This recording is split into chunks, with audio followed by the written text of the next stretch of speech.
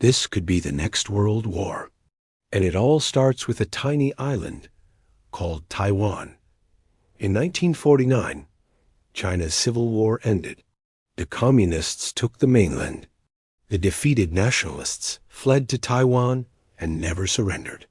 So today, there are two, the People's Republic of China and the Republic of China, which rules Taiwan. But China says Taiwan is a breakaway province and will one day rejoin the mainland. The U.S. and most countries don't officially disagree, but they also don't support Taiwan's right to exist. It's called strategic ambiguity. And for 74 years, it's kept the peace. But now China's President Xi Jinping wants to change that. He wants to force Taiwan to pick a side, join China or leave as an independent nation. Either way, he says peaceful reunification is coming. Meanwhile, Taiwan acts like a separate nation. It holds elections. It has its own flag, passport, and army. It celebrates pride parades and hosts international sporting events. And it's a tech powerhouse, too. Taiwan makes 90% of the world's advanced computer chips. Brands like Apple rely on them. Countries like the US and China stockpile them. And Taiwan's famous chip factory, TSMC, sits at the center of a global supply chain that stretches from South Korea to Malaysia. So if Beijing cuts off Taiwan's supply of chips, it could cripple industries around the world. In other words, a war over this island wouldn't just be regional.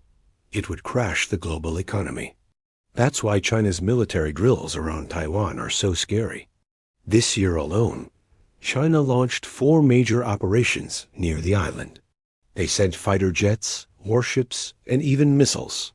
The U.S. responded by sending its own navy to the South China Sea.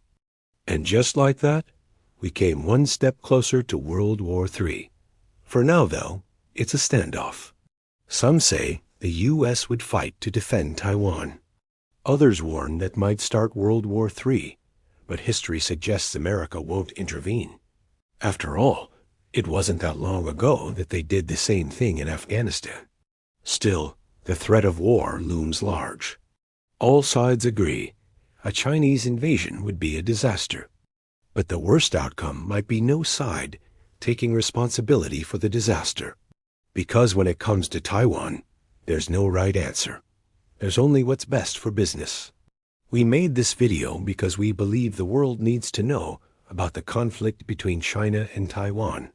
But we can't do it alone. We're asking you to support our coverage of this topic with a like and subscription. That will help us tell the stories that matter.